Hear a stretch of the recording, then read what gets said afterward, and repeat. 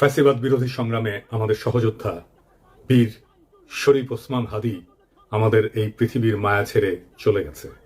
সৃষ্টিকর্তা তার শহীদ মৃত্যু কবুল করে তাকে জান্নাতের উচ্চ মাকাম দান করুন। হাদির শহীদ হওয়ার খবরের পরে সারা বাংলাদেশ শোকে বিহ্বল এবং ক্রোধে বিক্ষুব্ধ হয়ে উঠছে।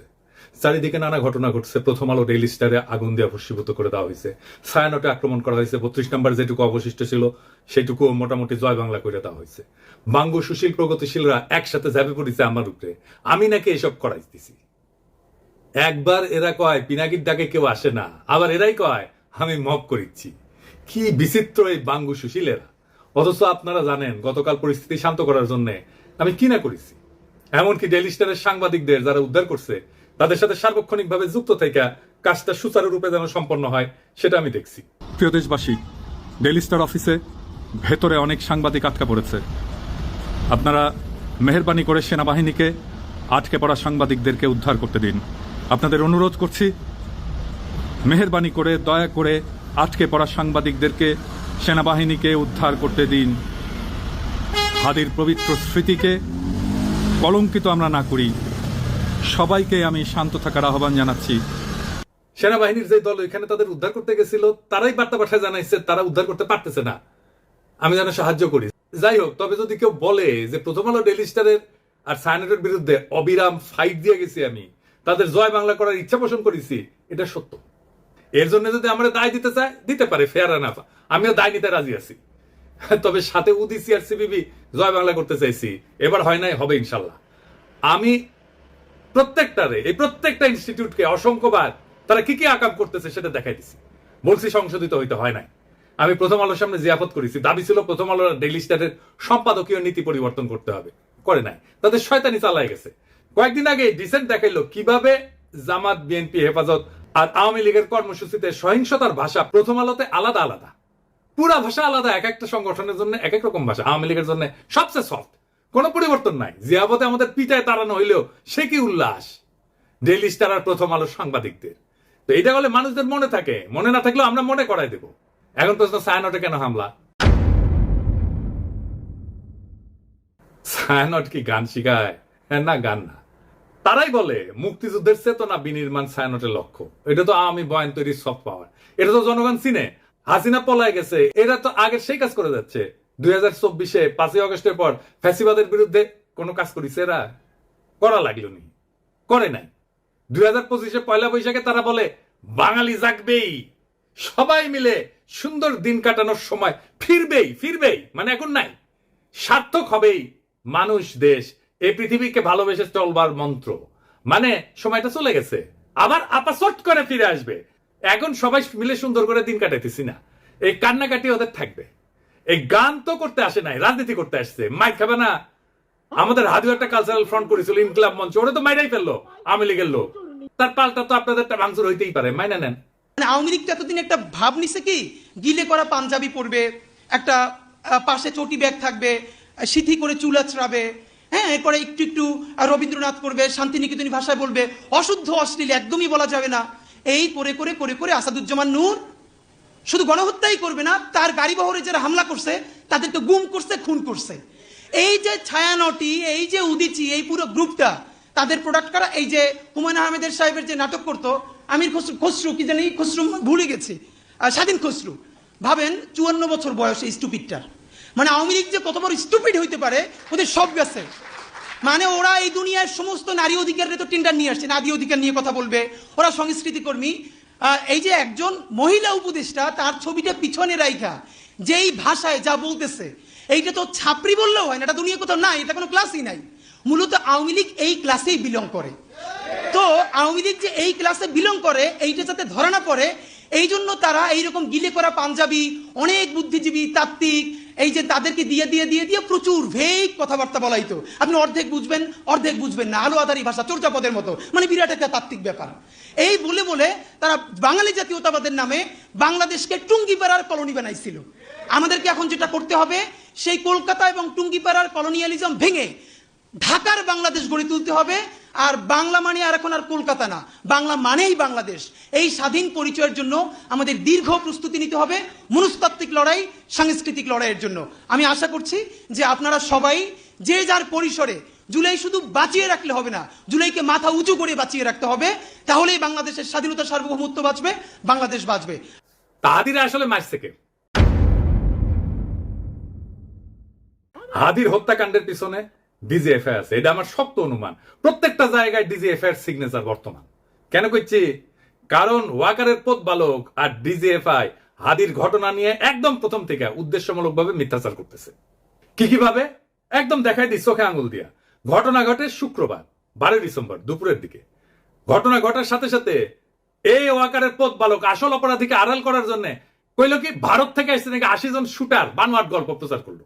কিন্তু ডিসেন্টের অনুসন্ধানে আসল অপরাধী বের হয়ে আসলো, আদাবরের লীগের সন্ত্রাসী যে জেলে ছিল, তারা জামিন করেছে বিএনপির নেতা। তারপরে কি হলো? ঘটনার ঠিক পরের দিন সে অপরাধীর অবস্থান সম্পর্কে ভুয়া ডাহা মিথ্যা তথ্য ছড়ায় যে অপরাধীরা 12 ডিসেম্বর শুক্রবার সন্ধ্যায় ভারতের গুয়াহাটি পৌঁছে গেছে। অথচ আবার সে নাকি এটা আবার হোয়াটসঅ্যাপ ইন্টারসেপ্ট করে পাইছে। চিন্তা করেন। অথচ অপরাধ ঘটে দুপুরের দিকে ঢাকা থেকে রওনা দিয়ে সন্ধ্যায় আসামের গুয়াহাটি পৌঁছানো সড়ক পথে অসম্ভব একটা ঘটনা। এছাড়া ঘাতক ফয়সালের বাবা মা আদালতে তাদের স্বীকারোক্তিতে বলছে ঘাতক সেই শুক্রবার রাতে ঢাকার আগারগাঁওয়ে তার বোনের বাসায় ছিল। অর্থাৎ ঘাতকেরা যখন ঢাকায় তাদের বোনের বাসায়, সেই সময় ওয়াকারের পথ বালক গুজব রটাইতেছে যে তারা ভারতে চলে গেছে। চিন্তা করেন, তাদের সন্ধান করে লাভ নাই। মানে বুঝিছেন? যুগান্তরে তার বাবা মা প্রকাশিত বক্তব্য অনুযায়ী সেই রাতে ঘাতকের বোনের বাসায় তারা দেখা করে ফয়সালের সাথে। সেখানে আসামি শুটার ফয়সাল তার অবস্থান নিরাপদ মনে না হয় আগারগাঁও থেকে মিরপুরে যায়। পরে শাহজাহানপুরে আসামি মোহাম্মদ হুমায়ুন কবিরের ভাতিজা আরিফের বাসায় যায়। শুটার ফয়সালের ব্যাগ নিয়ে তার বাবা হুমায়ুন কবির একটা সিএনজি ভাড়া করে দেয় এবং সঙ্গে কিছু টাকাও দেয়। পরবর্তীতে আসামিরা তার ছোট ছেলে হাসান মাহমুদ বাবলু ওরফে রাজের কেরানীগঞ্জের বাসায় আসে এবং তারা জুরাইন থেকে 2টা মোবাইল সিম কিনে ব্যবহার করে। বাবা আমার বক্তব্য যেটা পত্রিকায় প্রকাশ হয়েছে, আমি ব্যানে করছি না, সেটা অনুযায়ী ঘাতক যে এখন ভারতে আছে এমন কোনো তথ্য নাই। ওয়াকারের পথ বালক প্রথম থেকে অপরাধীদের খোঁজাকে ভুল পথে নিয়ে যাওয়ার চেষ্টা করেছে না এবং নিরুৎসাহিত করেছে না যে চলেই গেছে, তো এখন আর খুঁজে লাভ কি? ওয়াকারের পথ বালক অপরাধীদের একটা ভুয়া সেলফি শেয়ার করে বলে গোয়েন্দারা নাকি তার ফোন ইন্টারসেপ্ট করে পাইছে।